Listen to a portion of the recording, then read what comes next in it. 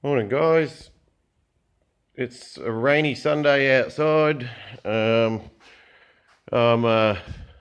it's Sunday. I'm still working. I've been working on a bit of this manifold here. I've been making, so it's some scheduled pipe, a couple of flanges on it, and then a whole heap of sockets which have to be all purge welded.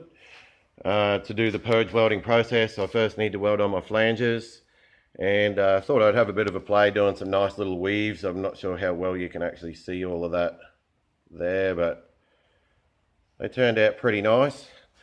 Not too bad for a Sunday morning at home. This one here I'm pretty happy with it. It's a very good one. Yeah, so I haven't made a video in quite a while. I've been busy. I've gone and kind of taken myself a bit of a regular job. Just need some regular money. Need lots of it. Like everybody. Lots of cool things to do and places to go. People to see. So, yeah.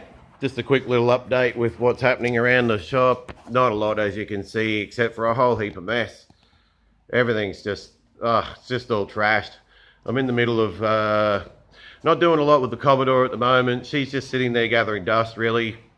Yeah, I'll get back to that. At the moment, I've been painting bikes, so the brother-in-law is getting his Hyosung done. He's got a GT 650R, and we're just giving it a good once-over and nice new paint job.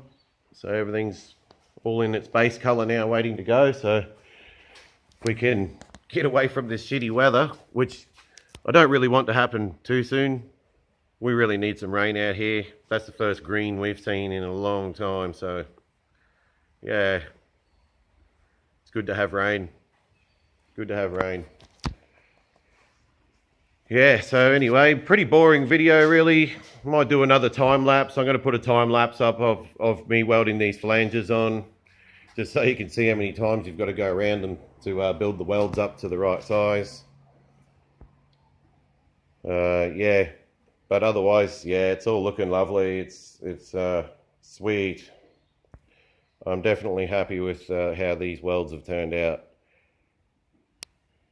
This manifold gets some fluid that's going through it that has a high nickel content. I'm not exactly sure what this fluid is, but it's all got to be purged inside. So I've prepared everything with a gap. We weld with a gap there, and you keyhole. You sort of melt a keyhole out and keep filling it as you're going around, and you've got argon gas flowing through the inside of all of this too, and all of the ends of the sockets are blocked off, taped off. I've welded a flat bar here to these sockets to keep them all straight and in line, to stop the warpage, because there's a fair bit of gap there. That's a nearly 3mm gap there, so it's yeah, plenty to fill up. That'll be quite a hot weld for that root run, which is the first pass that you do, and that does all of the penetrating. And then you start doing some cap runs, and eventually we should look something like that around all of the sockets as well. So it's just a pretty basic manifold, this one. Sorry it's not cool car stuff, guys, but yeah, throw a bit of the industrial up too. I've been doing a lot of sheet metal lately, like just jobbing work and things like that, so I kind of miss doing my industrial pipe. Yeah, it's good doing this sort of thing. Anyhow, that's my latest little update. Looking forward to doing some more videos soon. I've been getting into a little bit of FPV stuff with the race drones and FPV viewing, which is pretty cool. I'm not much of a computer guy. I'm tools, like I've got this thing in my hand, a TIG torch, for most of the day. Love nuts, bolts, anything to do with, as you can see around my workshop, I love anything to do with mechanical stuff. Computers aren't my forte. Welding is.